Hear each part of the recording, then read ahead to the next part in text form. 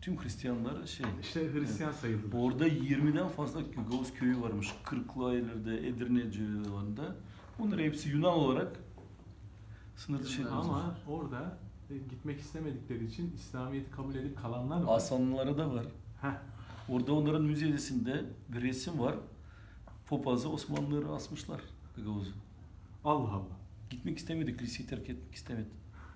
Ve oradaki Gagavuzlar biraz Türklere çok kızgın. Çünkü dediler, diyorlar bizi zorla çıkın. Tabii o zaman kimse... Ama o şey de olabilir. O Bulgar propagandası falan da şey. Yunan propagandası aynen, olabilir. Propaganda olabilir. İşte Yunanlar zaten diyorlar siz Türk değilsiniz, siz Yunansınız. Aynen. Sizin konuştuğunuz dil diyor size zorla Türkçe konuşturdular diyor. Siz Hristiyansınız falan. Doğru cevap ne? Doğrusu ne cevap? Adamlar binlerce yıl Türkçe konuştu. Nasıl? Türk tabii onlar. Binlerce konuşuyor, yıl konuşuyorlar. Onlar başka dil bilmiyordular ki 1920'ye kadar hiç bilmiyordular başka dil. Yunanca konuşmuyordular ki, Bulgarca konuşmuyordular ki onlar hepsi Türkçe konuşuyorlar. Gagavuzlar. Şeyi var, mahallesi var. Gagavuzlar aşıyor. Aile. İhtiyarlar hep Gagavuzca konuşuyorlar. Sonra Varna'dan çıkıyorsun, Vılçı Dol var, Kavarna var.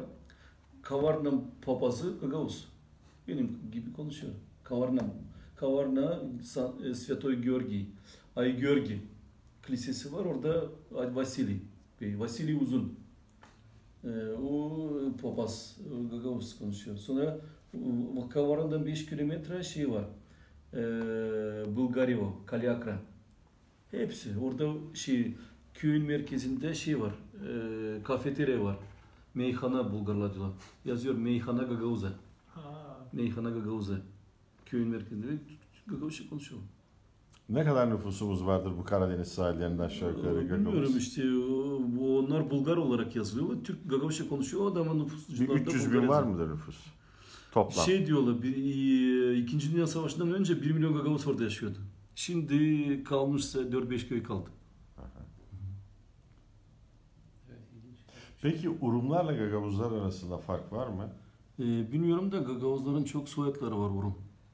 Aha. Urum, Gagavuz'un soyadı Urum. Mesela Arnavut, Urum. Aha. Onlar peki farklı ırktı ama hepsi oldular. Gagavuz oldu.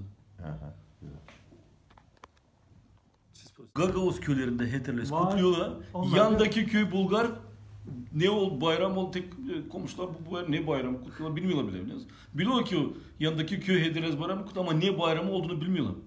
Demek ki farklı. Aynı Bulgaristan'da da Gagavuz köyleri kutluyorlar Hederez bayramı.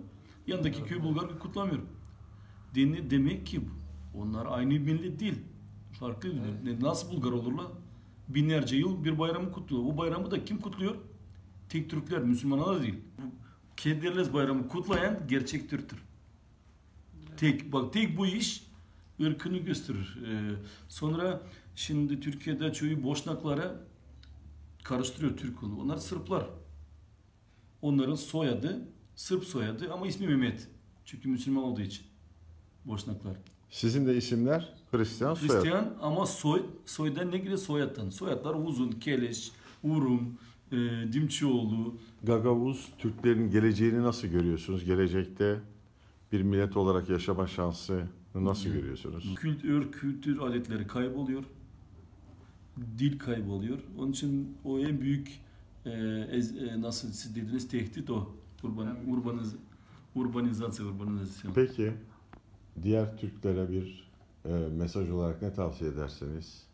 Kardeşlik babından olsun. Allah korusun Türkler.